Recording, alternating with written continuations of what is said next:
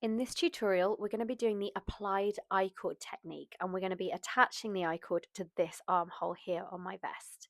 I'm going to be using my colour B colour, which in this case is our big little yarn in Parma Violet. Applied I-cord is slightly different to regular I-cord because you are attaching it to your piece of knitting. According to my pattern, I need to cast on 3 stitches. I've used the long tail cast on, but you can use whichever cast on method you like. You then need to pick up a stitch on your work. So I'm inserting my needle at the very bottom, the kind of armpit, if you will. I now have 4 stitches on my needle. Rather than turning your needles as you normally would, you're going to slide your stitches all the way to the end so that they're on the other end of your needle. You're then going to knit the first stitch, knit the second stitch, and then knit your final 2 stitches together but through the back loop. So rather than knitting them through the front like normal, you're going to insert your needle into the back loop of the 2 stitches and knit them together. You now have 3 stitches again.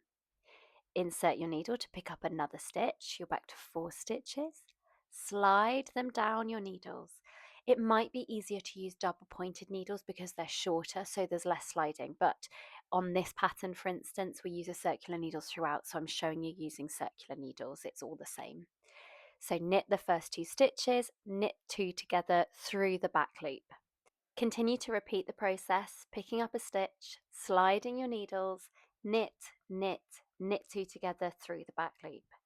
When you pick up your stitches, try to pick them up in line with your previous stitches. This will mean that your applied I-cord all sits in a neat line.